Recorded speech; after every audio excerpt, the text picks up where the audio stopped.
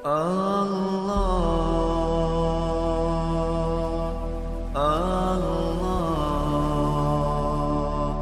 Allah, Ya Allah.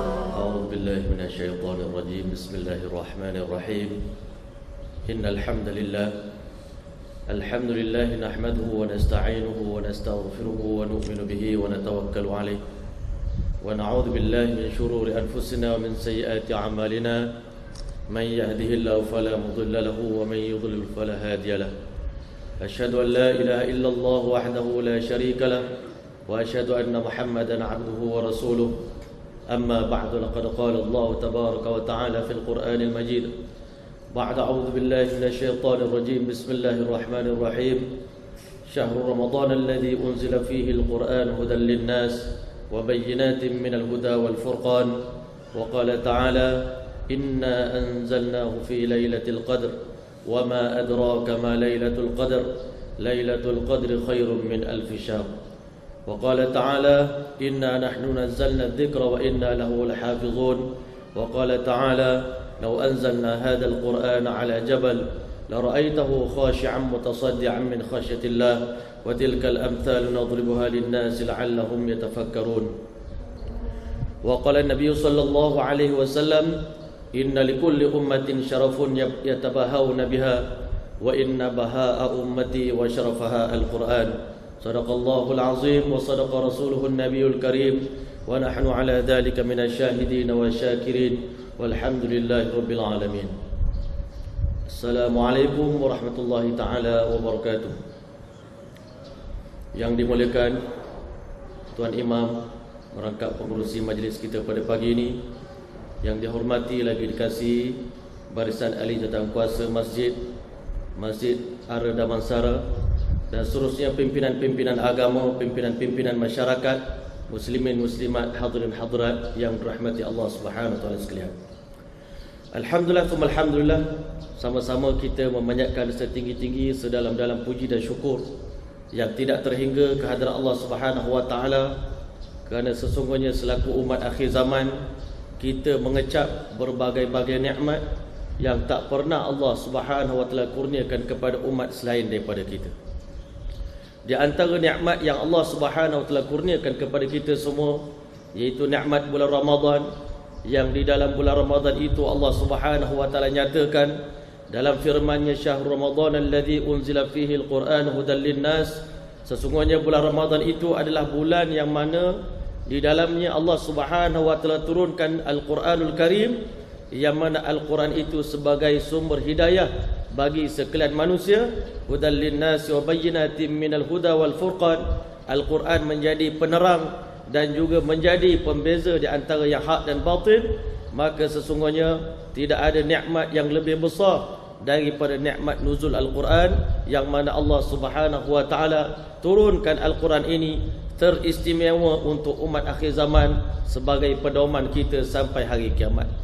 Jadi hadirin dan rahmati Allah Subhanahu wa taala sekalian, kalau kita lihat sepanjang sejarah bagaimana turunnya Al-Quran kepada Nabi kita Muhammad sallallahu alaihi wasallam, maka pada perkara itulah pada pagi ini kita nak cerita sedikit sebanyak. Kita nak kupas supaya kita bertambah faham dan kita bertambah yakin, kita bertambah bersemangat untuk membaca Al-Quran, kita bertambah yakin dengan keagungan Al-Quranul Karim, dan kita berniat dengan mudah-mudahan dengan berkat majlis kita pada pagi ini, kita berazam sampai akhir hayat kita menjadikan Al-Quran sebagai pedoman dalam hidup kita, dan kita berhajat dengan Al-Quran lah kita akan dapat memasuki pintu gerbang syurga Allah Subhanahu wa taala dengan berkat syafaat daripada Al-Quranul Karim.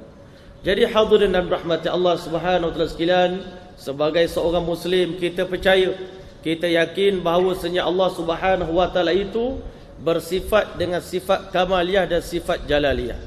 Iaitu Allah Ta'ala bersifat dengan sifat kesempurnaan, dan Allah Subhanahu wa taala memiliki segala kehebatan-kehebatan, sifat yang melambangkan kehebatan, sifat yang melambangkan keperkasaan. Di antara sifat-sifat kamaliyah Allah Subhanahu wa taala, iaitu kita yakin bahawasanya Allah Subhanahu wa taala itu mutakallim. Allah Subhanahu wa taala itu zat yang maha berbicara, yang mana berbicaranya Allah tidak sama dengan bicaranya para makhluk, Hari ini makhluk berbicara dengan suara dan huruf, tetapi Allah Subhanahu wa taala tidak berbicara dengan huruf, tidak berbicara dengan suara. Perbicaraan Allah Subhanahu wa taala tak mampu difahami dengan akal fikiran manusia, tetapi Allah Subhanahu wa taala membahasakan dirinya dalam Al-Quran. Wa kallamallahu Musa taklima. Allah Subhanahu wa taala itu berbicara dengan Musa alaihissalam dengan pembicaraan yang sangat agung, yang mana Allah Subhanahu wa taala sendiri menyatakan dalam Al-Quran bahawasanya wa ma kana li basyarin an yukallimahullah. Manusia tak layak nak bercakap dengan Allah Subhanahu wa taala kerana kita terlalu hina, kita terlalu rendah. Allah Subhanahu wa taala tidak layak bercakap dengan kita, tetapi untuk Allah taala sampaikan pesanan kepada manusia, untuk Allah nasihat kita, untuk Allah bimbing kita, maka Allah SWT hantarkan wahyu, iaitu Al-Quranul Karim, sebagai penasihat, sebagai pembimbing, sebagai pendidik, supaya kita menjadi hamba yang taat kepada Allah Subhanahu wa taala. Maka awal-awalnya Allah Subhanahu wa taala itu mutakallim, zat yang maha berbicara sejak azali lagi. Maka akhirnya ketika mana Allah Subhanahu wa taala ingin menurunkan Al-Quran ke muka bumi, yang mana Al-Quran ini merupakan ummul kitab, ibu bagi segala kitab-kitab yang pernah Allah Subhanahu wa taala turunkan, maka setelah itulah Allah Subhanahu wa taala memindahkan Al-Quranul Karim yang asalnya berasal daripada zat Allah Subhanahu wa taala, lalu dipindahkan ke dalam satu tempat yang khusus, yang diistimewakan oleh Allah Subhanahu wa taala, yang berada di Lauhil Mahfuz. Masya-Allah, di kala itu kata alim ulama, Al-Quran belum lagi dalam rupa yang kita lihat pada hari ini, belum lagi berbahasa Arab. Dalam keadaan itu Al-Quran merupakan wahyu daripada Allah Subhanahu wa taala. Lalu Allah Subhanahu wa taala telah menciptakan sekumpulan malaikat yang begitu istimewa, yang Allah Subhanahu wa taala namakan mereka dalam Al-Quran sebagai golongan mutahharun, golongan yang disucikan oleh Allah Subhanahu wa taala. Itulah malaikat yang dinamakan sebagai malaikat kiramin bararah. Mereka adalah malaikat yang senantiasa sibuk memelihara Al-Quran, menjaga Al-Quran, sehingga Al-Quran sepanjang penjagaan para malaikat tidak ada berlaku sebarang apa-apa perubahan. La ya'tihil batilu min baini yadayhi wala min khalfihi. Tak akan berlaku sebarang perubahan kepada Al-Quran, sama ada penyelewengan daripada belakang, daripada depan. Tanzilun min hakimin hamid. Al-Quran itu turun daripada Tuhan yang maha bijaksana, Tuhan yang maha terpuji. Maka akhirnya Masya Allah, hadirin dan rahmati Allah SWT sekalian, berjuta-juta tahun para malaikat kiramin bararah menjaga Al-Quran dengan penuh dedikasi, dengan penuh semangat, dengan penuh kejujuran, dengan penuh amanah. Mereka jaga kesucian Al-Quran supaya tidak ada sebarang pencemaran berlaku kepada Al-Quranul Karim. Lama mereka menanti kepada siapa Al-Quran ini akan diturunkan. Mereka masih belum tahu, mereka masih belum faham, tetapi Masya Allah mereka yakin mana-mana manusia, mana-mana umat yang akan diturunkan kepada mereka Al-Quran, itulah umat yang paling mulia, yang paling istimewa di sisi Allah Subhanahu wa taala. Masya Allah, zaman demi zaman berlalu, Nabi demi Nabi telah datang. Nabi Ibrahim telah datang, tak diberikan Al-Quran kepada dia. Nabi Musa datang, tak diberikan Al-Quran kepada dia. Nabi Isa AS datang, tak diberikan Al-Quran kepada dia. Bahkan kalau dibandingkan Al-Quranul Karim dengan kitab-kitab terdahulu, Masya Allah, kitab-kitab yang terdahulu, Allah Subhanahu wa taala turunkan seluruh kitab tersebut secara sekaligus, sebiji, seketul kitab tersebut diturunkan oleh Allah Subhanahu wa taala. Tetapi Al-Quranul Karim, Allah Subhanahu wa taala turunkan, wa nazzalna 'alaikal Qur'ana tanzila. Kami turunkan Al-Quran dengan satu bentuk penurunan yang sangat istimewa, yang sangat hebat di sisi Allah Subhanahu wa taala, sehinggalah ketika mana lahirnya Nabi kita Muhammad sallallahu alaihi wasallam, dan pada ketika mana usia Nabi kita telah masuk umur 40 tahun, mencecah usia 40 tahun, tibalah masa ketika mana Nabi kita Muhammad sallallahu alaihi wasallam sedang sibuk beruzlah di dalam gua Hira pada malam bulan Ramadan al-Mubarak. Tiba-tiba pada malam tersebut Allah Subhanahu wa taala telah mengarahkan, memerintahkan kepada malaikat kiramin bararah, bawalah kamu wahai para malaikatku, turunkan Al-Quran ke langit yang pertama, di Baitul Izzah diletakkan Al-Quran dalam satu ruangan yang paling istimewa, diturunkan sekaligus Al-Quran daripada Lauhul Mahfuz dan daripada Lauhul Mahfuz daripada Baitul Izzah tadilah. Maka akhirnya malaikat Jibril alaihissalam menyampaikan Masya Allah Al-Quranul Karim kepada Nabi kita Muhammad sallallahu alaihi wa ala alihi wa sahbihi wa baraka wasallam Al-Quran secara berperingkat-peringkat. Masya Allah.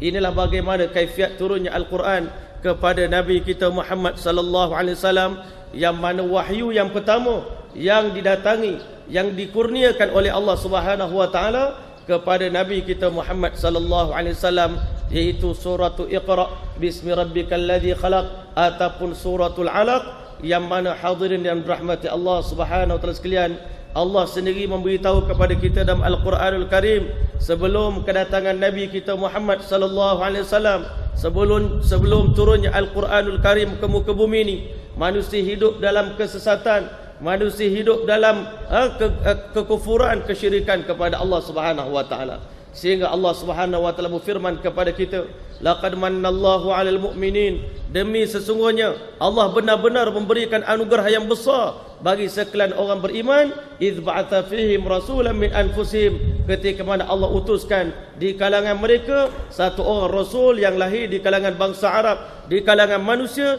yatlu 'alaihim ayatika, yatlu 'alaihim ayatihi wa yuzakkihim wa yu'allimuhumul kitaba wal hikmah. Kedatangan Nabi Muhammad sallallahu alaihi wasallam ke muka bumi adalah dengan tujuan untuk membacakan ayat Allah Subhanahu wa taala dan al-hadis kepada umat baginda sallallahu alaihi wasallam. Jadi hadirin yang dirahmati Allah Subhanahu wa taala sekalian, pada ketika mana Nabi kita Muhammad sallallahu alaihi wasallam sedang sibuk beribadah kepada Allah Subhanahu wa taala di dalam Gua Hira, beribadah dengan penuh kekhusyukan, tiba-tiba pada malam tersebutlah Nabi kita Muhammad sallallahu alaihi wasallam telah didatangi oleh satu lembaga yang bernama malaikat Jibril alaihissalam. Masya-Allah, Jibril alaihissalam datang kepada Nabi kita Muhammad sallallahu alaihi wa ala alihi wa sahbihi wa baraka wasallam. Jibril alaihissalam perintahkan kepada Rasulullah, "Iqra ya Muhammad, bacalah kamu sesuatu wahai Muhammad. Sesungguhnya Nabi kita Muhammad sallallahu alaihi wasallam dilahirkan sebagai satu orang nabi yang ummi, iaitu yang tidak tahu membaca dan tidak tahu menulis." Ulama-ulama menceritakan sifat ummi ini kalau dinisbahkan kepada manusia biasa, kepada umat biasa, ini satu keaiban, satu benda yang memalukan satu orang manusia tak tahu membaca dan tak tahu menulis. Tetapi untuk Nabi kita Muhammad sallallahu alaihi wasallam, itu sifat ummi itu satu kemuliaan yang besar. Sebab apa? Seolah-olahnya Allah Subhanahu wa taala sengaja menciptakan Nabi kita Muhammad sallallahu alaihi wa ala alihi wa wasallam sebagai satu orang ummi yang tidak tahu membaca dan tidak tahu menulis, supaya tidak akan ada sesiapa pun di kalangan manusia yang layak untuk menjadi guru kepada Nabi kita Muhammad sallallahu alaihi wa ala alihi wa wasallam. Yang layak menjadi guru kepada baginda hanyalah Allah Subhanahu wa taala, dan guru yang kedua adalah malaikat Jibril alaihi salam, allamahu syadidul quwa, yang mengajar Nabi Muhammad sallallahu alaihi wasallam, satu orang guru yang sangat gagah perkasa. Innahu laqaulu rasulin karim dhi quwwatin 'inda dzil 'arsy makin muta'in thumma amin wa ma sahibukum bimajnun. Guru Nabi kita Muhammad sallallahu alaihi wasallam adalah tidak lain dan tidak bukan adalah malaikat Jibril alaihi salam. Bahwasanya seandainya dalam dunia ini ada sesiapa yang pernah mengajar Nabi kita Muhammad sallallahu alaihi wasallam sesuatu ilmu, bererti dia darjat dia lebih alim daripada baginda. Tetapi bila mana Allah jadikan baginda sebagai satu orang ummi, hanya Allah yang menjadi guru kepada baginda sallallahu alaihi wasallam, maka bererti tak akan ada siapa pun dalam dunia yang lebih alim daripada Nabi kita Muhammad sallallahu alaihi wa ala alihi wasallam. Maka bila mana 3 kali diperintahkan baca, Nabi SAW menyatakan keuzuran, aku tak tahu nak baca. Maka akhirnya Jibril AS peluk Nabi kita Muhammad SAW sebagai salah satu daripada teknik pengajaran, satu teknik tarbiyah untuk kita didik seseorang. Kita kena peluk dia, kita kena belai dia, kita kena sentuh dia. Maka akhirnya Masya Allah, dada Nabi kita Muhammad SAW telah dipersiapkan oleh Jibril alaihissalam untuk menerima wahyu yang paling agung daripada Allah Subhanahu wa taala. Sehingga pada malam tersebut Jibril alaihissalam perintahkan, "Iqra bismi rabbikal ladzi khalaq khalaqal insana min 'alaq iqra wa rabbukal akram alladzi 'allama bil qalam 'allamal insana ma lam ya'lam." 5 ayat yang pertama diturunkan oleh Allah Subhanahu wa taala pada malam nuzul Al-Quran di dalam bulan Ramadan Al-Mubarak. Lebih istimewa lagi pada malam Lailatul Qadar, Jibril alaihissalam menyampaikan wahyu kepada Nabi kita Muhammad sallallahu alaihi wa ala alihi wasallam. Dapat wahyu daripada Jibril alaihissalam. Mula-mula Nabi kita Muhammad sallallahu alaihi wasallam rasa sangat-sangat berat, rasa sangat-sangat takut buat kali yang pertama. Pengalaman yang pertama seumur hidup dipeluk oleh Jibril alaihissalam dan menerima wahyu daripada Allah Subhanahu wa taala, menerima sesuatu yang sangat hebat. Balik ke rumah dia bergegas, siapkan alat, balik ke rumah beritahu kepada Sayyidatina Khadijah binti Khuwailid, "Dathiruni, dathiruni, zammiluni, zammiluni." Selimutkan ke kanda. Dia menggigil ketakutan. Masya Allah, Khadijah binti Khuwailid, isteri kesayangan Nabi kita Muhammad sallallahu alaihi wasallam, satu orang isteri yang sangat bijaksana. Dia tidak mengganggu Nabi kita sallallahu alaihi wasallam. Dibiarkan baginda berehat sampai bila mana baginda telah merasa tenang. Akhirnya dia telah tanya kepada baginda sallallahu alaihi wasallam, "Apakah yang telah berlaku kepada tuan?" Maka di saat itulah Nabi sallallahu alaihi wasallam menyatakan kebimbangan. Boleh jadi ada kesilapan, ada dosa yang kekanda telah lakukan menyebabkan Allah murka kepada kekanda. Boleh jadi ada kesilapan yang menyebabkan Allah begitu marah kepada kekanda. Allah hantar malaikat Jibril alaihissalam telah peluk kekanda. Apa jawab Sayyidatina Khadijah binti Khuwailid? "Kalla wa hasya, selama-lama tidak, wahai suamiku. Innaka latasilur rahim, tuan paling banyak menghubungkan silaturahim. Wa taksibul ma'dum, tuan selalu membantu orang yang papa. Tuan selalu membantu orang-orang yang dalam kesusah payahan. Tak mungkin tuan akan diberi ujian yang berat oleh Allah Subhanahu wa taala. Sudah pasti ada petanda yang baik yang Allah SWT hantar kepada tuan. Besok hari ayolah kita pergi bertemu dengan pakcik saya yang bernama Waraqah bin Naufal. Dia satu orang ahli kitab. Kita tanya kepada dia apa penafsiran daripada peristiwa yang berlaku pada malam semalam." Bila sampai di depan Waraqah bin Naufal, bila Nabi kita sallallahu alaihi wasallam menceritakan kepada dia pengalaman dipeluk oleh malaikat Jibril alaihissalam, dijawab oleh Waraqah bin Naufal, "Demi Allah, itulah sebenarnya malaikat Jibril alaihissalam yang satu masa dahulu pernah mendatangi Nabi Allah Musa alaihissalam. Pada hari ini telah datang kepada kamu. Alangkah bertuahnya kamu Muhammad sallallahu alaihi wasallam. Sesungguhnya engkaulah Nabi yang ditunggu-tunggu oleh orang Yahudi, Nabi yang ditunggu-tunggu oleh orang Nasrani. Maka Allah telah pilih engkau sebagai Rasul akhir zaman." Maka demi Allah, tiba-tiba Waraqah bin Naufal telah menangis dengan teresak-esak. Ditanya oleh Nabi kita Muhammad sallallahu alaihi wasallam, Waraqah yang pada ketika itu telah buta matanya, apa yang menyebabkan tuan menangis? Diberitahu sesungguhnya, "Ya laitani kuntu ma'ak, alangkah bertuahnya aku wahai Muhammad sallallahu alaihi wasallam, seandainya Allah panjangkan umur aku sehingga aku dapat mengiringi rombongan tuan untuk melakukan hijrah daripada kota Mekah ke kota Madinatul Munawwarah." Maka di saat itulah Masya Allah, Nabi sallallahu alaihi wasallam telah bertanya kepada Waraqah bin Naufal, "Awamukhrijiyahum, apakah umat aku akan halau aku? Mereka akan usir aku daripada kota Mekah, sedangkan nenek moyang aku selama ini yang jaga kebajikan Masjidil Haram?" Maka di saat itulah Waraqah bin Naufal menjawab, "Itulah resam para anbiya alaihi wassalatu wassalam. Di kampung mana mereka berdakwah, tetapi satu hari nanti mereka terpaksa berhijrah meninggalkan kampung halaman mereka." Jadi ulama menceritakan kepada kita ketika mana turunnya Al-Quranul Karim, ada 3 surah. Yang pertama Allah telah turunkan kepada Nabi kita Muhammad sallallahu alaihi wa ala alihi wasallam, yang mana Nabi kita Muhammad sallallahu alaihi wasallam selaku manusia yang paling bijak, yang paling baik. Sudah 40 tahun aku bergaul dengan masyarakat Arab, ternyata tak ada apa-apa perubahan yang berlaku pada mereka.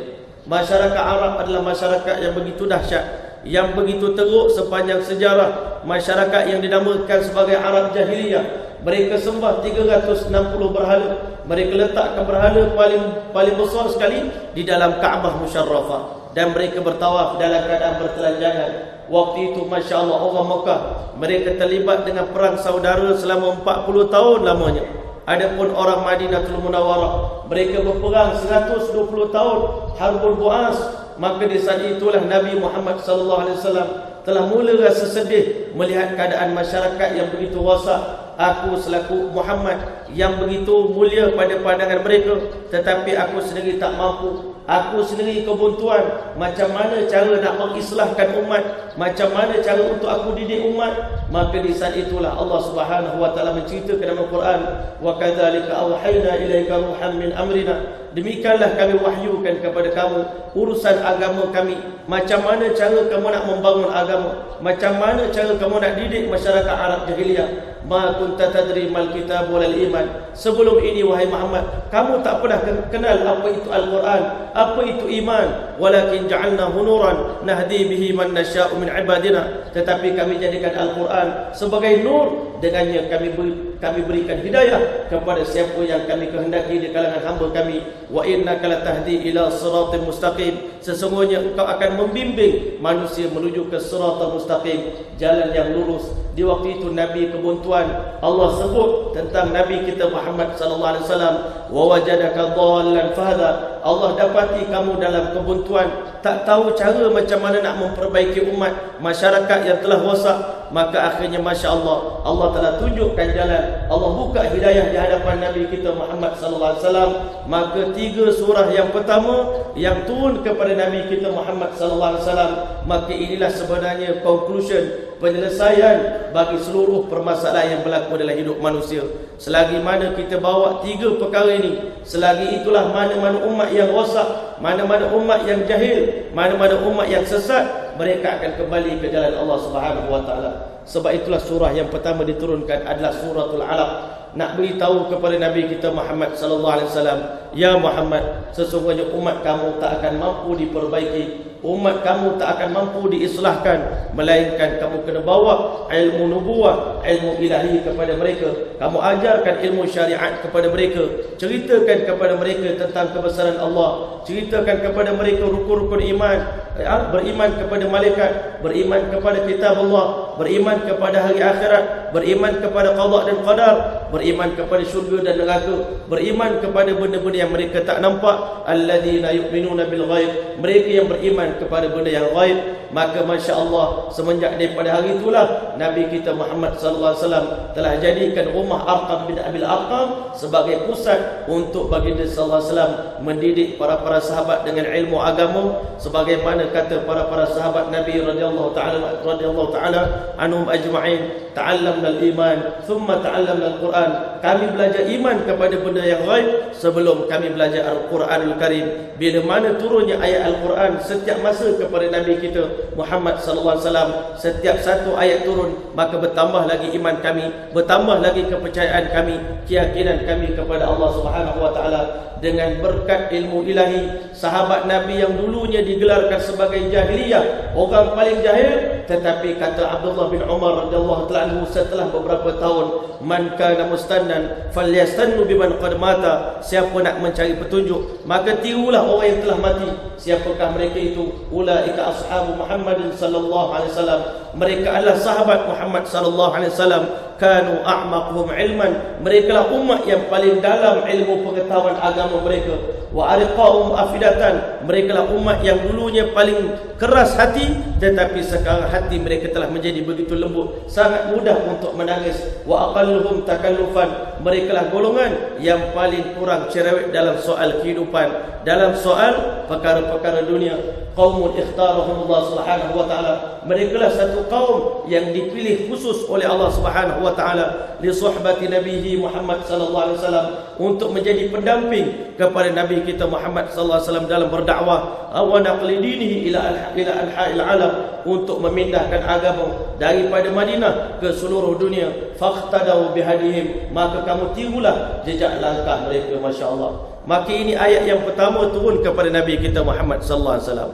Mula-mula turun wahyu, Nabi rasa takut, tetapi lama kelamaan tiba-tiba timbul pula rasa rindu bila pula nak turun wahyu. Masya-Allah. Masya-Allah. Setelah itulah Allah Subhanahu wa taala yang Maha Pengasih, Maha Penyayang, ketika mana Nabi balik daripada rumah Waraqah bin Naufal, Nabi berselimut sekali lagi berehat. nak hilangkan ketakutan, nak hilangkan kepenatan. Tiba-tiba datang lagi malaikat Jibril alaihissalam berfirman kepada Nabi kita Muhammad sallallahu alaihi wasallam, ya ayyuhal muddathir, wahai orang muslimuk di siang hari, qum fa'anzir, bangun beri peringatan kepada umat kamu, wa rabbaka fakabbir, kamu tak akan boleh menyelesaikan masalah umat dalam keadaan kamu selesa duduk dalam selimut. Bangun, keluarkan daripada keselesaan, bangun untuk kamu ceritakan kebesaran Allah kepada umat kamu. Dapat wahyu daripada Allah Subhanahu wa taala, iaitu perintah yang kedua. Perintah yang pertama untuk ajar didik umat dengan ilmu ilahi. Perintah yang kedua, kamu kena bawa umat ini kepada usaha dakwah, mengajak manusia kepada Allah Subhanahu wa taala, ceritakan kebesaran Allah kepada manusia.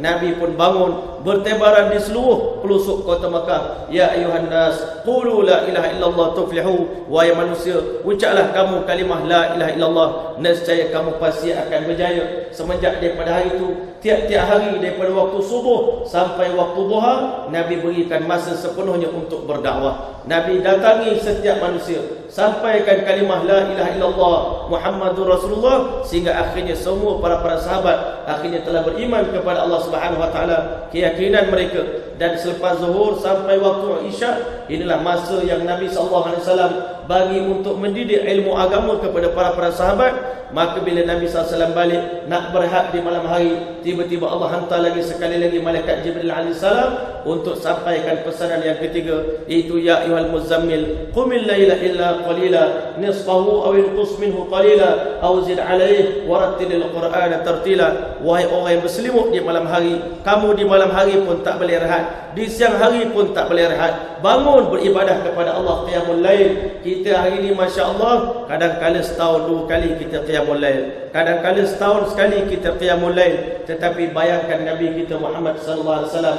tiap-tiap malam dia qiyamul lail, sehingga Sayyidatina Aisyah radhiyallahu taala anha pernah ditanya oleh satu orang tabi'in, bertanya bagaimana ibadah malam Nabi Muhammad sallallahu alaihi wasallam. Dijawab oleh Sayyidatina Aisyah radhiyallahu taala anha, fala tas'al an husnihinna wa tulihinna, kamu jangan tanya berapa panjang semayang tahajud Nabi Muhammad sallallahu alaihi wasallam dan betapa indahnya bacaan Al-Quran yang Nabi bacakan. Siapa yang dengar bacaan Al-Quran daripada Nabi kita Muhammad sallallahu alaihi wasallam, orang kafir akan beriman kepada Nabi kita Muhammad sallallahu alaihi wasallam. Jin dengar Nabi baca Quran dalam solat tahajud, jin pun masuk Islam bila dengar ibadah Nabi kita Muhammad sallallahu alaihi wasallam di malam hari. Maka ibadah ini pun disampaikan kepada para sahabat. Para sahabat pun pada malam hari mereka solat tahajud sama macam Nabi kita Muhammad sallallahu alaihi wasallam, sampai bengkak-bengkak kaki. Lebih-lebih lagi dalam bulan Ramadan Al-Mubarak, Nabi kita Muhammad SAW akan meningkatkan lagi ketaatan kepada Allah. Sehingga pernah ditanya oleh Sayyidatina Aisyah radhiyallahu anha, ya Rasulullah, mengapa Tuan beribadah sampai bengkak-bengkak kaki, sedangkan Allah telah berjanji untuk ampunkan dosa terdahulu, dosa akan datang. Dijawab oleh Nabi kita Muhammad sallallahu alaihi wasallam, afala uhibbu an akuna 'abdan syakura, salah ke kalau kekanda buat keputusan untuk jadi hamba yang paling bersyukur kepada Allah Subhanahu wa taala. Maka setelah mana Jibril alaihissalam menyampaikan wahyu yang pertama kepada Nabi kita, maka lama-kelamaan Nabi SAW ternanti-nanti bila Jibril nak datang. Kadang-kala Nabi pandang ke langit, rindunya dengan Jibril alaihissalam. Akhirnya masya-Allah semenjak daripada hari itu Allah Subhanahu wa taala datangkan wahyu kepada Nabi kita Muhammad sallallahu alaihi wasallam. Hari ini kita baca Quran dengan mudah, tetapi bayangkan Nabi kita sallallahu alaihi wasallam nak terima wahyu dalam keadaan sangat-sangat berat. Pernah satu orang sahabat diberitahu, diriwayatkan betapa beratnya wahyu nak datang kepada Rasulullah kalau Nabi kita sallallahu alaihi wasallam berada pada musim sejuk. Beratnya wahyu tadi, saya akan keluar keringat, keluar peluh di dahi Nabi kita Muhammad sallallahu alaihi wasallam. Betapa beratnya nak menanggung bebanan wahyu. Kalau Nabi kita Muhammad sallallahu alaihi wasallam sedang duduk di atas belakang seekor unta, bila datangnya wahyu daripada malaikat Jibril alaihissalam, kadang-kala unta tadi akan terduduk kerana beratnya wahyu yang dipikul oleh Nabi kita Muhammad sallallahu alaihi wasallam. Pernah satu kali Sayyidina Zaid bin Thabit radhiyallahu taala, ketika mana datangnya malaikat Jibril alaihissalam untuk sampaikan wahyu kepada Nabi kita Muhammad sallallahu alaihi wasallam, di waktu itu dia punya betis dia berada di bawah betis Nabi kita Muhammad sallallahu alaihi wasallam. begitu beratnya wahyu, Zaid bin Thabit radhiyallahu anhu merasakan seakan-akannya betis Sayyidina nak patah, nak pecah akibat daripada beratnya bebanan wahyu yang ditanggung oleh Nabi kita Muhammad sallallahu alaihi wasallam. Inilah pengorbanan Nabi untuk umat. Nabi pikul wahyu tadi bila datang malaikat Jibril alaihi salam dan Allah Taala perintahkan kepada Nabi kita Muhammad sallallahu alaihi wasallam, kamu bukan sekadar menerima wahyu daripada aku, tetapi kamu wajib menghafal Al-Quran. Maka sebab itulah tuan-tuan rahmati Allah, seumur hidup sepanjang sejarah tak pernah berlaku ada manusia yang menghafal kitab Allah sebelumnya. Sepanjang sejarah, walaupun orang Yahudi Nasrani umat yang paling bijak, tetapi sepanjang sejarah tak pernah ada hafiz Al-Quran di kalangan mereka. Hafiz Taurat tak ada, hafiz Injil pun tak ada yang lahir di kalangan orang Yahudi. Mereka sangat pelik kalau ada siapa yang boleh menghafal kitab Allah. Sehingga di kalangan mereka hanya cuma satu orang saja. Di kalangan banyak-banyak umat di kalangan Bani Israel, hanya satu orang Nabi saja yang mampu menghafal kitab Taurat. Itulah Nabi Uzair AS.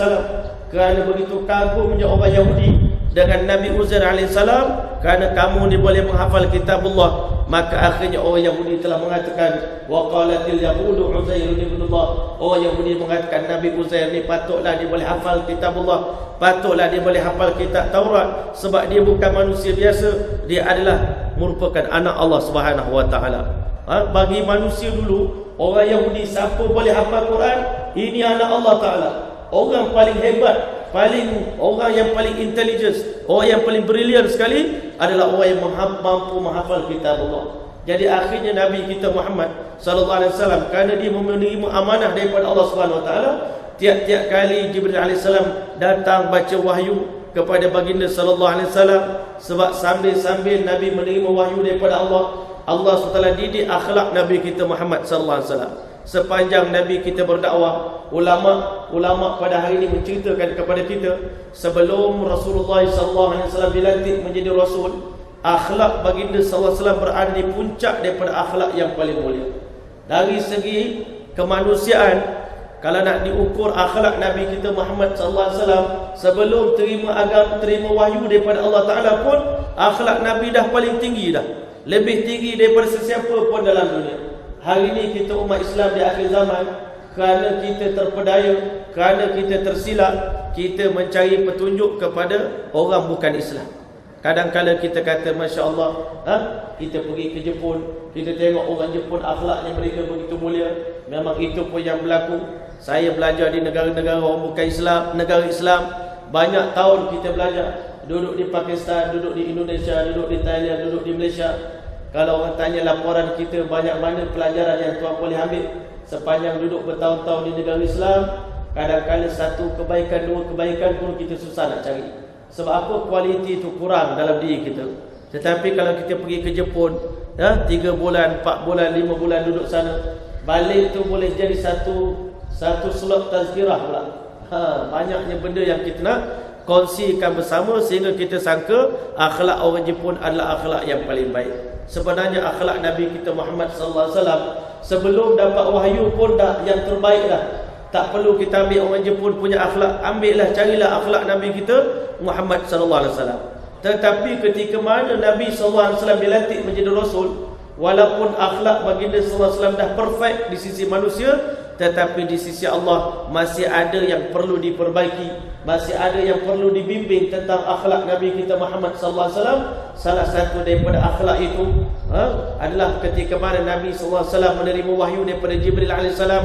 Jibril sampaikan wahyu kepada baginda, Jibril bacakan wahyu. Tiba-tiba macam mana imam kita baca tadi pagi tadi dalam suratul Qiyamah, Allah SWT tegur Nabi kita Muhammad sallallahu alaihi wasallam kerana Nabi takut terlupa. Jibril baca Quran, Nabi pun ajuk terus bacaan Jibril alaihi salam daripada belakang. Cepat-cepat. Kenapa? Dia takut terlupa. Akhirnya Allah SWT pun tegur Nabi kita Muhammad sallallahu alaihi wasallam, ya Muhammad, la tuharrik bihi lisanaka lita'jala bih. Semenjak daripada hari ini, kamu jangan segera mengajuk bacaan Jibril alaihi salam. Tok guru kamu baca satu ayat, baru kamu ikut dia baca satu ayat. Dia habis baca satu pelajaran, satu sabak, barulah kamu baca Sebab apa? La tuharrik bi lisanaka lita'jala bih. Jangan kamu cepat-cepat ajuk kerana kamu nak segera menghafal kitab Allah. Inna alaina jam'ahu wa qur'anah fa idza qara'nahu fattabi' qur'anah. Kerana kami selaku Tuhan, kami yang bertanggungjawab untuk menghimpunkan 30 juzuk Al-Quran dalam dada kamu, dan tiap-tiap tahun kami akan hantar malaikat Jibril alaihissalam untuk mentasmi', mendengar bacaan daripada Nabi kita Muhammad sallallahu alaihi wasallam. Hari ini kalau kita bandingkan tempoh hafalan kita dengan tempoh hafalan Nabi kita Muhammad sallallahu alaihi wasallam, kita rasa memang hebat kita lah. Sebab apa tuan-tuan? Kita menghafal Quran 3 tahun, 4 tahun, 2 tahun, setahun setengah. Ada orang hafal Quran 6 bulan, ada orang hafal Quran 2 bulan, Masya Allah. Begitulah ikut kehebatan yang Allah bagi. Nabi kita Muhammad sallallahu alaihi wasallam menghafal kitab Allah selama 22 tahun. 22 bulan, 22 hari. Masya Allah. Bagaimana? 2 bulan 22 hari. Bagaimana diceritakan kepada kita oleh alim ulama. Tetapi bezanya Nabi kita Muhammad sallallahu alaihi wasallam menghafal Al-Quran, sekali dihafal dia tak lupa lagi lah sampai bila-bila. Masya Allah.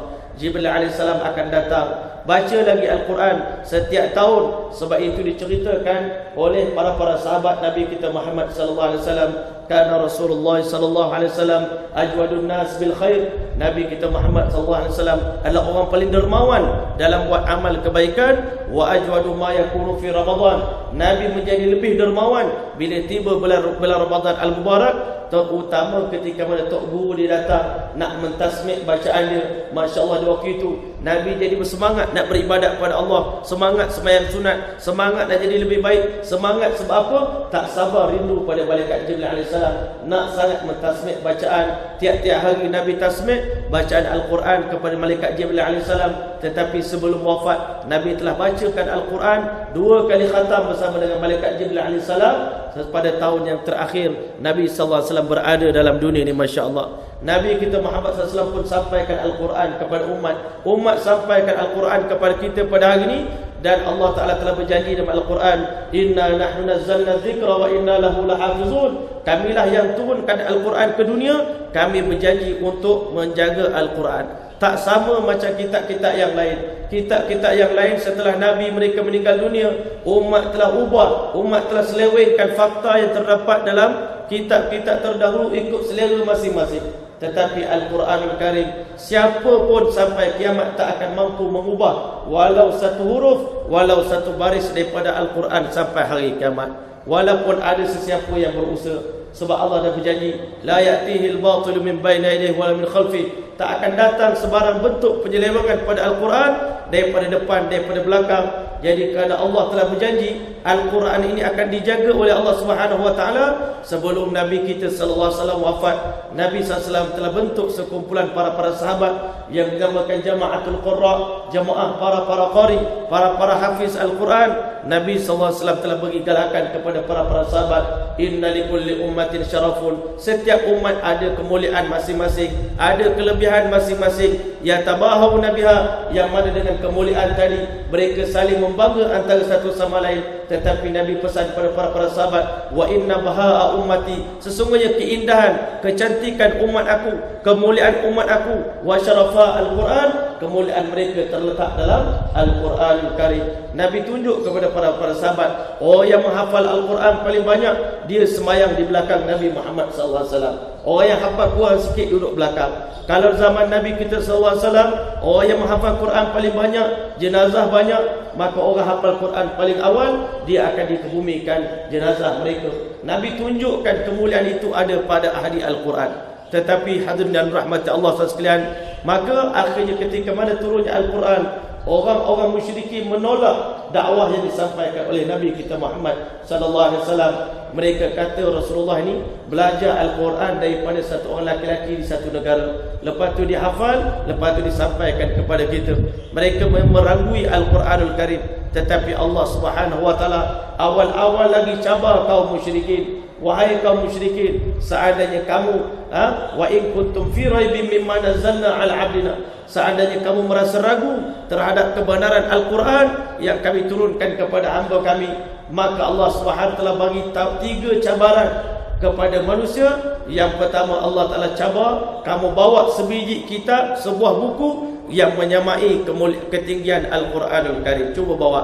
Maka Allah telah beritahu dalam Quran, qul la in ijtama'atil insu wal jin ala an ya'tu bimithli hadzal Quran la ya'tuna bimithlihi walau kana ba'dhum li ba'dhin zahira. Katakanlah wahai Muhammad, la in ijtama'atil insu wal jin, kalau berkumpul seluruh jin dan para manusia untuk mendatangkan sebuah kitab yang sama macam Al-Quranul Karim, la ya'tuna bimithlihi walau kana ba'dhum li ba'dhin zahira, mereka tak akan mampu nak buat satu kitab macam Al-Quran sekalipun seluruh jin dan manusia berkumpul untuk bersatu mereka membuat kitab macam Al-Quran.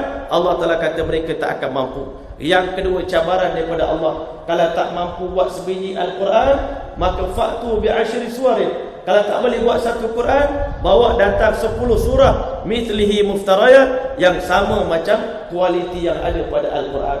Maka akhirnya orang Arab jahiliyah pun tak mampu nak buat 10 surah macam suratul Quran. Maka Allah SWT beritahu, fa in lam taf'alu wa lan taf'alu wa in kuntum fi raibin mimma nazzalna 'ala 'abdina fa'tu bi suratin min mithlih. Kamu cuba datangkan satu surah yang sama macam Al-Quran. Surah paling pendek suratul Kautsar, inna a'tainakal kautsar fasalli li rabbika wanhar inna syani'aka wal abtar. Cuba buat satu surah yang menyamai nilai balaghah, nilai fasahah yang ada pada suratul Kautsar. Akhirnya tidak ada siapa pun di kalangan manusia yang mampu menandingi kehebatan balaghah yang ada dalam Al-Quranul Karim.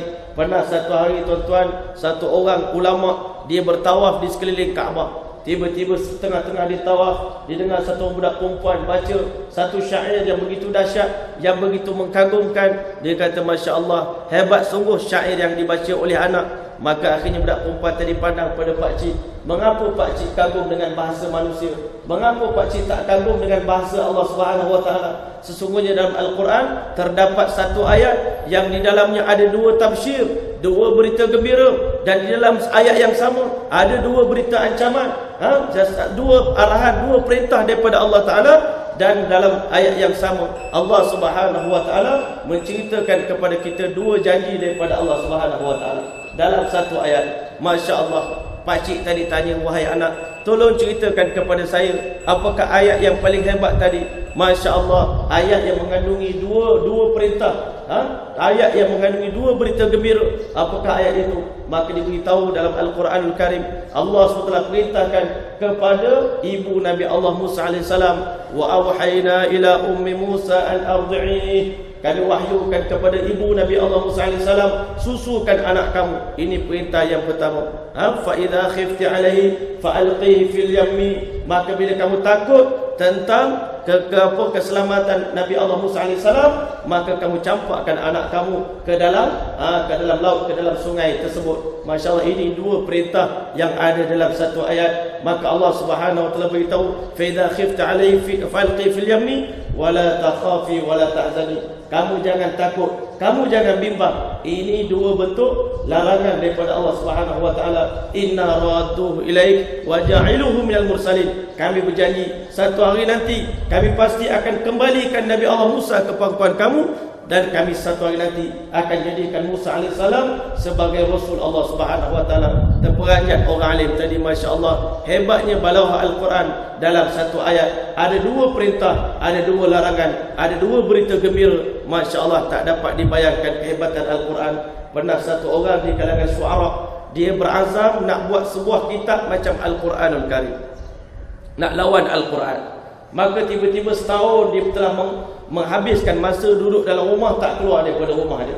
Tiba-tiba hari terakhir dia nak menyiapkan kitab dia, dia rasa lepas pada ni esok boleh launching lah, boleh saya memperkenalkan kitab yang setanding bahasanya dengan bahasa Al-Quranul Karim. Maka akhirnya ketika mana hari terakhir dia nak buka, nak lancarkan Al-Quran, tiba-tiba dibuka dia punya pintu dia, tingkap rumah dia, tiba-tiba dia telah mendengar satu ayat yang mengandungi nilai balaghah yang paling hebat dalam Al-Quran, iaitu firman Allah Subhanahu Wa Taala. Satu orang budak kecil baca, wa qila ya ardu bal'i ma'aki wa ya sama'u aqli'i wa ghidal ma' wa qudiya al-amru wastawat 'ala al-judi wa qila bu'dan lil qaumil zalimin. bila dengar ayat ni tadi, dia kata kalau begini hebatnya nilai balaghah yang ada dalam Al-Quranul Karim, maka aku sampai bila pun tak akan mampu menandingi kehebatan Al-Quran. Dia ambil buku tadi, dilempar dalam api, berarti dia sampai bila pun tak akan mampu menandingi kehebatan, keindahan bahasa yang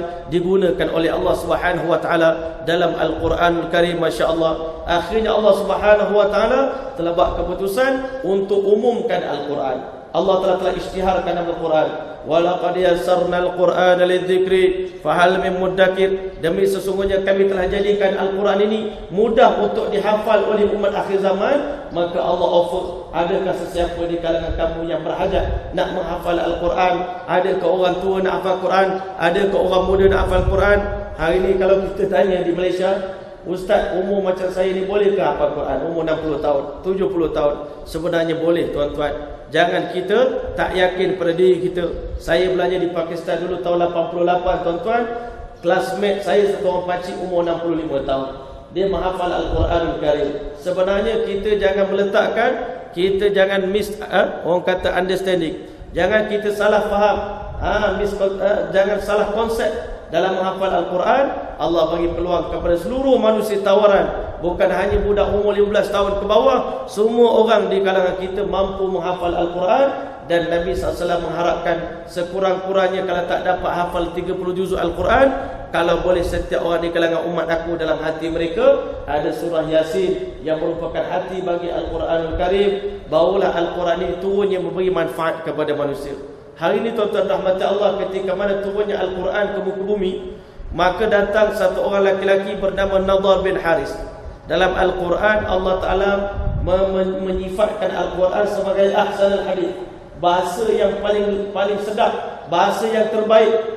Tetapi lawan daripada ahsanul hadith iaitu lahwal hadith, iaitu pembicaraan yang sia-sia, hiburan-hiburan. Bila mana Nabi SAW baca Quran, satu orang laki-laki bernama Nadar bin Haris, dia kata aku kena cari plan macam mana nak larikan umat Islam daripada baca Quran. Maka dia pun pergi ke negeri Syam, dia beli cerita-cerita barat. Masya Allah, cerita-cerita Masya Allah yang kita selalu dengar, Rapunzel kadang-kala, cerita Pinocchio, cerita itu, cerita ini, Gulliver dan sebagainya, macam-macam. Nak bagi anak cucu kita ni lari daripada keinginan nak baca Quran. Masya Allah, zaman sekarang ni kartun lah. Dia kata benda satu sebagai alat untuk memusnahkan niat untuk baca Quran. Saya pergi ke Ghana tuan-tuan 2 tahun lepas. Kita tengok masyarakat Ghana ni sangat cinta dengan Al-Quran, terutama dalam bulan Ramadan. Pergi kedai runcit, toke-toke kedai tengah baca Quran. Pergi ke stesen bas, orang tengah baca Quran. Di masjid, satu Quran 5 budak kumun baca. Tetapi bila kita pergi ke Malaysia kita tuan-tuan, kadang-kadang dalam masjid hari ni peranan komik, peranan majalah, peranan TV telah diambil oleh handphone kita, sehingga gara-gara handphone kita nak baca Quran pun terganggu. Baru baca satu muka, kadang-kadang dapat satu mesej, bergegar je handphone kita, terus kita nak baca sana. Sebenarnya benda ni dah berlaku. Persaingan antara ahsanul hadis dengan lahwal hadis dah berlaku sejak zaman Nabi lagi. Banyak benda-benda yang nak melarikan umat Islam daripada bacaan Al-Quran. Allah telah beritahu, minan nas may yashri lahwal hadis liyudilla an sabilillah. Sebagai manusia disangkut beli benda yang sia-sia tadi untuk mengelakkan umat Islam daripada membaca Al-Quranul Karim. Hari ni kita tengok tuan-tuan, kalau depan mata kita balik nikah, pagi-pagi ni nampak surat khabar baru keluar di pasaran, Masya Allah. Nampak pula Al-Quranul Karim ke atas meja kita. Mana satu kita lebih semangat nak baca. Kadang-kadang kita surat khabar boleh baca 5 juzuk satu hari surat khabar. Kita baca Sinar Harian, kita baca Metro, kita baca itu. Baca dengan faham. Baca boleh ulas pula isu-isu tertentu, boleh cerita pula di kedai kopi. Tetapi kita baca Al-Quranul Karim, kadang-kadang kita rasa malu, kita nak mengaku sebagai Ahlu Sunnah wal Jamaah. Ahlu Sunnah wal Jamaah ini memperjuangkan Al-Quran dan hadis. Tetapi cuba tanya, surah Fatihah reti tafsir ke tidak? Reti tak makna suratul Fatihah? Kadang-kadang suratul Fatihah pun tak reti. Inna a'tainakal kausar, surah paling pendek dalam Quran, faham tidak makna dia? Tak faham. Surah Yasin, faham tidak makna dia? Tak faham. Masya Allah. Apa guna kita dapat Al-Quran kalau kita tak faham apa-apa daripada Al-Quran? Sedangkan kita kata Al-Quran ni nak bimbing kita. Kalau benda yang nak bimbing kita, kita tak faham, kita baca tak reti, dan kita tidak menghargai Al-Quran. Nabi SAW dah beritahu lagi, di akhir zaman nanti, sayati 'alan nasi zamanun, akan datang satu zaman kepada umat aku, la yabqa minal Qur'ani illa rasmuh, Al-Quran tak tinggal apa-apa melainkan tulisan-tulisan khat yang mereka banggakan. Pergi ke Turki, beli ke Quran resam Turki. Pergi ke Masya Allah Morocco, beli pula Quran resam Morocco. Letak dalam rumah kita banyak-banyak, tetapi kita tidak baca Al-Quran, tak menghayati Al-Quran. Sedangkan Allah Ta'ala beritahu bulan Ramadan ni bulan Quran. Kalau musim durian, ada orang tak minat makan durian, maknanya orang tu bermasalah. Engkau orang Malaysia tak minat makan durian, Masya Allah. Ada adik saya seorang, dia allergic dengan durian. Kita sangat takjub, heran dengan kamu ni. Durian pun tak minat nak makan, bagilah durian apa pun tak minat. Samalah dengan kita hari ni, bulan Quran, musim Quran, tapi tak teringin nak baca Quran, tak rasa kehausan nak baca Quran, tak rasa keinginan nak mendalami makna Al-Quran. Hari ni Masya Allah, Quran kita kalau kat Malaysia ni cetakan macam-macam. Sekarang orang banyak buat wakaf Quran. Saya pun risau juga, kalau bila wakaf kita tak boleh nak bagi pada budak-budak, dan kita nak baca pun takut koyak, takut apa. Akhirnya Masya Allah, Quran kita tersimpan rapi dalam tu, tetapi tak dibaca. Orang-orang dulu Masya Allah dapat Quran, dapat hari ni satu ayat daripada Rasulullah, terus sampaikan pada isteri, sampaikan pada anak. Mereka pakak-pakak hafal Al-Quran, kecil-kecil lagi dah menghafal Al-Quran. Tetapi kita hari ni kadang-kadang Masya Allah, semua kitab kita pandai, semua ilmu kita pandai, tetapi ilmu Al-Quran kita tak reti. Sebab itulah tuan-tuan rahmat Allah, dengan kedatangan peristiwa nuzul Al-Quran, Allah beritahu Al-Quran ni boleh bagi hidayah kepada manusia. Yang pertama Allah sebut Syahr Ramadan alladzi unzila fil Quran hudan linnas. Al-Quran boleh bagi hidayah kepada manusia, sama ada yang Islam ataupun yang kafir. Orang kafir pun kalau baca Quran boleh dapat hidayah. Sebab apa di Eropah ramai manusia dapat masuk Islam bila baca Quran? Sebab mereka baca terjemahan Quran. Mereka memahami satu benda tu tuan-tuan, kalau kita rasa dia special, dia akan jadi special. Kalau kita rasa dia tak special, maka dia akan jadi tak special. Hari ini umat Islam tak rasa Al-Quran sebagai benda special. Mereka baca Quran, sebab itu baru baca satu muka dah rasa jemu baca Quran. Tapi buat baca benda lain, dengar muzik, dengar hiburan, baca majalah, baca komik, walaupun satu sen pun tak ada nilai. Cerita kadang-kadang kita baca cerita lawak-lawak, memang kita seronok, tapi sikit pun tak dapat. Tengok program reality TV, Maharaja Lawak, semua pakak-pakak gelap tuan-tuan, semua terkesan. Tapi baca Al-Quranul Karim, tak ada siapa yang terkesan. Sedangkan orang-orang terdahulu, mereka diperbaiki, mereka mendapat hidayah dengan berkat Al-Quranul Karim. Sebab itu dalam bulan Ramadan juga Allah telah beritahu, Al-Quranul Karim ini bukan sekadar boleh bagi hidayah kepada manusia biasa, tetapi lebih istimewa lagi, hudan lil muttaqin. Al-Quran boleh bagi hidayah kepada orang bertakwa. Hidayah untuk manusia biasa ini hidayah umum. Allah Ta'ala siapa baca Quran, dia pasti akan masuk Islam. Tetapi bagi orang Islam yang bertakwa kepada Allah, kalau dia baca Al-Quran dengan penuh tadabbur, dengan penuh kefahaman, maka di saat itulah Allah akan bagi bimbingan khusus, kefahaman-kefahaman yang paling istimewa. Sebab itulah tuan-tuan rahmat Allah, dalam bulan Ramadan paling bagus kita baca Quran ni, kualiti terbaik, iaitu bacalah Al-Quran dalam solat. Jangan kita rasa nak ikut imam tahfiz saja. Kita sendiri pun yang pandai baca Quran, semayang tahajud, buka Quran baca. Saya pergi ke Ghana, saya tengok anak muda remaja seorang semayang 2 jam berdiri pegang Quran, baca Quran. 1 juzuk, 2 juzuk dalam Al-Quran. Sebenarnya Nabi SAW beritahu, siapa baca Al-Quran dalam solat, Allah beri kepada dia 50 rahmat. Siapa yang baca Al-Quran di dalam solat, baca Quran di luar solat dalam keadaan berwuduk, 25 rahmat Allah nak bagi. Baca Quran tanpa wuduk, 10 rahmat Allah nak bagi. Kalau tak reti baca Quran, sekurang-kurangnya dengar Al-Quran, maka Masya Allah, sekurang-kurangnya dengar Al-Quran pun dapat 1 rahmat daripada Allah Subhanahu Wa Taala. Sebab itu ulama anjurkan bagi orang hafiz Al-Quran, tiap-tiap hari kita kena khatam 3 juzuk Al-Quran. Saya pernah jumpa satu orang syekh, itu Syekh Maulana Yunus, Masya Allah, John Puri, yang mana dia sebagai satu orang muhaddis, antara muhaddis yang terhebat di akhir zaman ini. Masya Allah, saya pergi dekat bilik dia, saya tengok dia ni tak kahwin, dia keliling, dia penuh dengan kitab-kitab. Masya Allah, ilmu hadis dia begitu tinggi. Bila kita datang jumpa dia, saya nak bagi kamu beberapa nasihat, ya. Tak ada kita bercakap apa-apa. Saya nak nasihatkan kepada kamu yang pertama, awak hafiz Quran, maka jangan lupa tiap-tiap malam baca dalam solat tahajud 3 juzuk tiap-tiap malam. Pesanan dia, Masya Allah. Sampai hari ni tak boleh buat lagi. Tetapi pesanan tadi sampai mati saya akan ingat. Berat tetapi Masya Allah, kalau kita al-hafiz Quran, baca 3 juzuk tiap-tiap hari, insya-Allah sampai mati kita tak akan lupakan Al-Quran. Yang kedua, bagi orang awam dipesan, kalau kamu orang awam, baca 1 juzuk 1 hari, khatamkan Al-Quran. Kita akan dapat tengok keberkatan Al-Quran dalam hidup kita. Sebab Nabi SAW dah beritahu, man syaghalahul Quran an dzikri wa mas'alati, hadis kursi. Siapa yang sibuk baca Quran sampai tak sempat berzikir pada aku, sampai tak sempat berdoa kepada aku, a'taitu afdala ma u'tiya sa'ilin, aku bagi kepada kamu hadiah, anugerah yang tak pernah aku bagi pada sesiapa pun di kalangan hamba aku yang memohon doa kepada aku.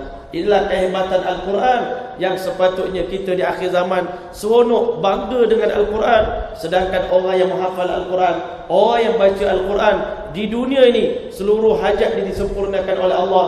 Masya Allah, orang yang selalu baca Quran, yang pertama Allah bagi. Hari ni tuan-tuan, kita macam-macam makan, nak bagi produk apa? Masya Allah, produk-produk kesihatan, nak bagi mata cerah, nak bagi badan sihat. Sebenarnya kita lupa dalam Islam ada segala-galanya. Masya Allah, nak cerah mata, baca Quran. Tak nak bagi nyanyuk, ya, baca Quran. Orang yang selalu baca Quran tak nyanyuk. Nenek saya umur 90 tahun, dia khatam Quran tiap-tiap hari 1 juzuk, Masya Allah, sampai sekarang tak nyanyuk. Mata masih cerah lagi. Masya Allah, Quran ni banyak rahmat, banyak berkat. Wa nunazzilu minal Qur'ani ma huwa shifa. Al-Quran boleh bagi penawar pada diri kita. Kalau kita rasa hati kita dah keras sangat, Nabi SAW beritahu, inna hadhil qulub la tasda'u kama yasdul hadid. Hati manusia boleh berkarat macam mana besi yang berkarat bila kena air. Maka sahabat Nabi bertanya, wa ma jila'uha ya Rasulullah, apa penggilak bagi hati yang keras ya Rasulullah? Macam mana nak lembutkan hati yang keras ya Rasulullah? Maka diberitahu oleh Nabi kita Muhammad sallallahu alaihi wasallam, kathratu dzikril maut, banyakkan ingat mati, wa tilawatul Quran, banyak baca Quran, insya-Allah hati kamu akan lembut. Hari ini mengapa hati anak kita keras? Kita punya pelajaran tak betul, tuan-tuan. Didikan kita, awak mak akan hantar belajar Quran sampai tamat. Habis tamat Quran, insya-Allah kami mak akan buat kenduri doa selamat, abah akan buat kenduri kesyukuran. Habis daripada itu umur 12 tahun, dah lepas pandai baca Quran, lepas pada itu kita tak marah dah anak kita kalau tak baca Quran pun tak apalah. Sampai dia kahwin, sampai dia dapat anak, dapat cucu, barulah mula start nak belajar semula Al-Quran. Waktu itu dah lupa Quran. Start pula semula jumpa ustaz. Ustaz, saya nak belajar Iqra semula. Lupa dah Quran ni, Masya Allah. Lupa punya, Masya Allah. Macam mana unta lebih cepat dia terlepas daripada ikatan, samalah Quran. Walaupun dulunya, masa kecil dulu kita johan musabaqah di sekolah kita, tetapi kalau kita lama tak baca Quran, lidah kita dia akan jadi keras, kaku, bebal, tuan-tuan. Nak baca Quran, lidah kita dia jadi keras. Sebab apa? Dosa-dosa yang banyak menyebabkan lidah kita tak lancar nak baca Quran.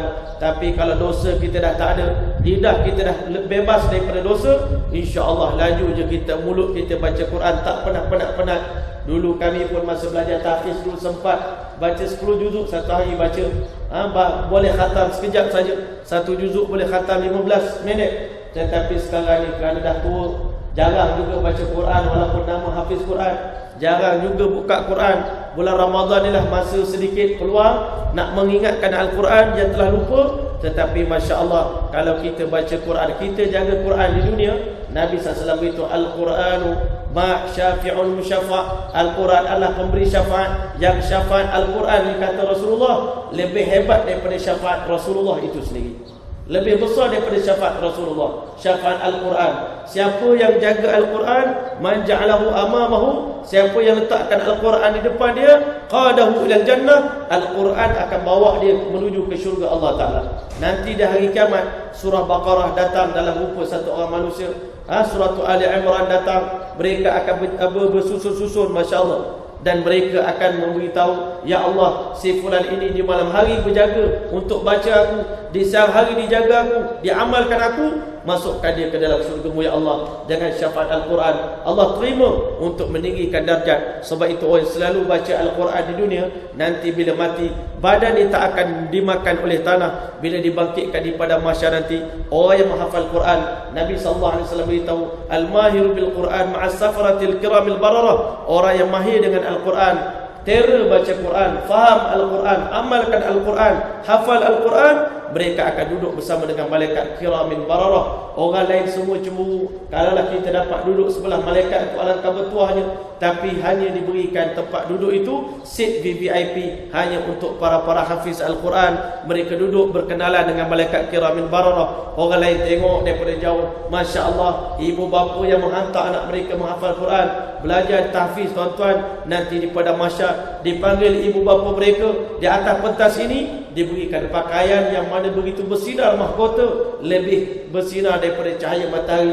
Dia tanya kepada malaikat, bima kusina haza, apa sebab kami dapat baju ini, dapat mahkota ini? Disebabkan bacaan Al-Quran daripada anak kamu.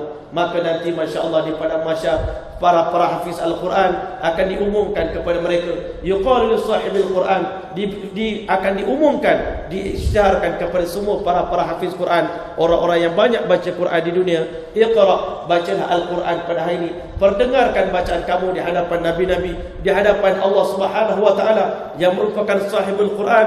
Baca di depan seluruh manusia, baca Al-Quran, wartaqi, naiklah tingkat demi tingkat dalam syurga Allah Subhanahu wa taala.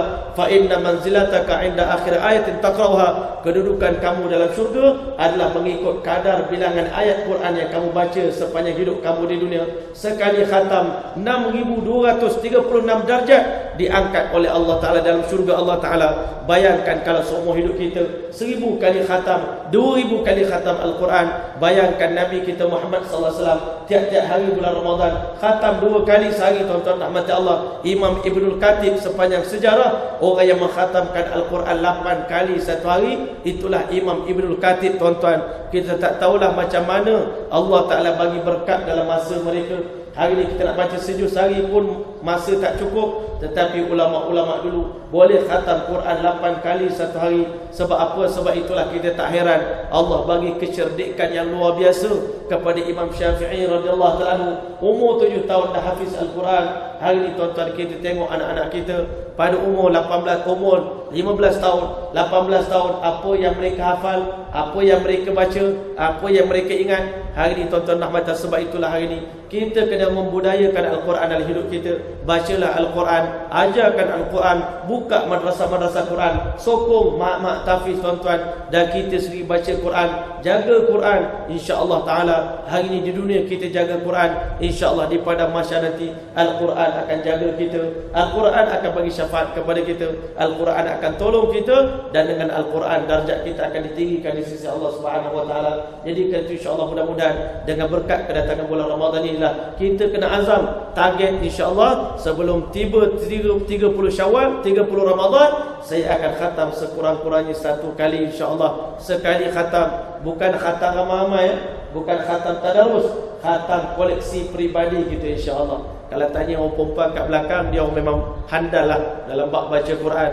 Kadang-kadang kita orang lelaki suami balik rumah, ayah berapa juzuk dah dapat ni? Alhamdulillah, ayah lagi 2 juzuk nak khatam. Allahu Akbar. Kita orang lelaki ni baru 3 juzuk baca. Itu pun Masya Allah tergagak-gagak baca. Tetapi insya-Allah walaupun kita gagak baca Quran, Allah Ta'ala akan tetap bagi ganjaran kepada orang yang baca Al-Quran. Tak akan pernah rugi siapa yang ada hubungan dengan Al-Quran. Man qara'a harfan min kitabillah falahu bi 'asharatun. Siapa baca 1 huruf daripada Al-Quranul Karim, Allah SWT kira dia baca 10 huruf. Wal hasanatu bi 'ashri amsalha, dan 1 huruf pula tadi dilipat kali gandakan kepada 10 pahala pula. Berarti 1 huruf Al-Quran kita baca dikira oleh Allah Ta'ala 100 pahala kita dapat bila kita baca 1 huruf daripada Al-Quran. Bayangkan kalau kita baca 1 juzuk, bayangkan 3 juzuk 1 hari tuan-tuan. Orang yang hidupnya dengan Al-Quran, maka insya-Allah Al-Quran akan hidup dalam hati dia, Al-Quran hidup dalam darah dia, Al-Quran ada dalam urat dia. InsyaAllah ta'ala nanti tubuh badannya tak akan hancur, tak akan hilang dimamah oleh tanah. Sebab itulah tuan-tuan rahmati, Al-Quran ini satu mukjizat yang paling besar. Itulah dinamakan mukjizat aqliyah. Allah telah cabar akal manusia. Kalau kamu mampu, buatlah kitab yang setanding dengan Al-Quran. Kamu tak akan mampu menandingi. Dengan berkat kedatangan nuzul Al-Quran tak lama nanti dalam bulan Ramadan, di dalam malam Lailatul Qadar, insya-Allah taala sebelum tibanya Al-Quran, kita banyakkan baca Quran insya-Allah. Kita azam hari ini insya-Allah target kita sekurang-kurangnya 1 juzuk Al-Quran kita akan khatamkan. Jangan pedulikan benda-benda lain. Memang kita nak baca Quran banyak halangan. Benda-benda luar nak tarik kita. Internet, Facebook, WhatsApp, banyak benda-benda, surat khabar, majalah. Sekarang pula musim bola pula. Masya Allah, sebenarnya tak rugi pun kalau tak tengok bola. Rasanya sepanjang bulan Ramadan ni saya satu siaran pun saya tak pernah tengok lagi. Bola itu apa? Sewaktu saya di Ghana dulu, waktu tu Piala Dunia tuan-tuan. Negara Ghana masuk World Cup, negara Malaysia tak masuk. Tapi orang Malaysia lebih nak tahu perkembangannya, kalahnya berapa, siapa yang skor, semua tahu. Tapi tanya orang Ghana, tahu tak? Macam mana perkembangan bola tahun ini? Dia kata kami tak tahu apa-apa. Orang Islam sana tak tahu apa-apa tentang. Rupanya orang Islam sana surat khabar pun tak baca, TV pun tak tengok, majalah pun tak ada. Majalah dalam hidup mereka cuma satu, iaitu Al-Quran. Kita tengok budak-budak 5 orang kumun Quran, Masya Allah. Semua baca belik Al-Quran, cium Quran, letak atas kepala, baca ramai-ramai. Ini keadaan yang berlaku di negara Ghana. Walaupun negara mereka negara yang miskin, tetapi mereka begitu ta'assub dengan Al-Quran. Mereka kata kami fanatik dengan Quran, kami sayang dengan Al-Quran. Mudah-mudahan Allah juga bagi kepada kita rakyat Malaysia sama perasaan yang sama, menghargai Al-Quran. Kalau tak dapat baca, kurang-kurang bukalah Quran, tengok Al-Quran, menangis depan Allah Subhanahu Wa Taala. Ya Allah, aku malu dengan Engkau ya Allah. Kami diturunkan Al-Quran kepada kami, tapi kami tak tahu nak baca. Ya Allah, tolonglah kami, bantulah kami, bukalah jalan kepada aku sebelum aku mati. Allah, pandaikan aku baca Quran, kerana Engkau telah berjanji Engkau akan mudahkan Al-Quran untuk sesiapa pun. Jadi kalau itu insya-Allah bersempena dengan hari nuzul Al-Quran yang akan datang tak lama nanti, insya-Allah sama-sama kita berazam untuk jadikan Al-Quran sebagai pedoman dalam hidup kita, bacaan harian kita, dan kita tak akan buat apa-apa kerja yang lain selagi kita tak buka Al-Quran yang pertama. Jangan kita bangun tidur terus buka handphone, tengok apa perkara yang berlaku, tiba-tiba dengar berita acapan masuk Islam, ya tak? Semua orang pakat sebarkan viral. Masya Allah. Lepas pada itu tiba-tiba dengar kata acapan tak masuk Islam pula dah. Semua pakat-pakat minta maaf. Masya Allah, itulah yang berlaku kepada kita. Sebab apa? Hari ini kita terlalu, orang kata, tertarik dengan selain daripada Al-Quranul Karim. Sebab itulah hari ini kita kena jadikan diri kita ni benda yang paling menarik perhatian kita adalah Al-Quran. Sebab itu Allah Ta'ala letakkan Alif Lam Mim dekat awal Al-Quran. Hamim Ain Sin Qaf. Nak tarik perhatian kita lah tu. Kamu ni selalu terpikat pada benda lain, tapi kamu tengok keindahan Al-Quran. Betapa indahnya bahasa Allah Subhanahu Wa Taala. Bahasa yang begitu lembut, bahasa yang penuh dengan hikmah, yang penuh dengan nilai sastra yang begitu tinggi. Kalau kita baca akan mengalir air mata kita, tuan-tuan. Kadang-kadang satu orang sahabat diulang satu ayat sampai subuh, tuan-tuan. Ayat yang sama, wamtazul yawma ayyuhal mujrimun, ulang sampai pagi, menangis teresak-esak kerana mereka faham makna ayat tersebut. Masya Allah, Allah SWT beritahu banyak nasihat-nasihat Allah dalam Quran. Bila kita baca, kita akan menangis. Betapa indahnya Al-Quran, betapa hebatnya kasih sayang daripada Allah Subhanahu Wa Taala. Mudah-mudahan Allah Subhanahu Wa Taala himpunkan kita di kalangan golongan yang mengagungkan Al-Quran, memuliakan Al-Quran, membudayakan Al-Quran. Dan kita kena azam sebelum kita mati, kita akan menjadi golongan yang akan bekerjasama untuk menyebarkan Al-Quran. Kita bantulah madrasah-madrasah tahfiz di sekeliling kita. Walaupun madrasah ini banyak tak sempurna, akhir-akhir ini banyak pula dengar kata pondok terbakar. Memang pondok-pondok ni memang daif, tuan-tuan. Tetapi hari ini kalau masyarakat kita di Malaysia sama-sama ada kerisauan, sama-sama ada kebimbangan, sama-sama prihatin, perkara ni tak akan berlaku. Sebab itulah tuan-tuan dan kita azam sebelum kita mati, seluruh harta kita, seluruh masa kita akan bagi untuk Al-Quranul Karim, memakmurkan Al-Quran, memberdayakan Al-Quran dalam hidup kita, insya-Allah. Inilah azam kita sebelum kita mati. Sekian dulu aku qauli hadza wa astaghfirullahal azim wa li wa lakum wa lisa'il muslimin wal muslimat fastaghfiru innahu huwal ghafurur rahim. Wassalamu alaikum warahmatullahi wabarakatuh.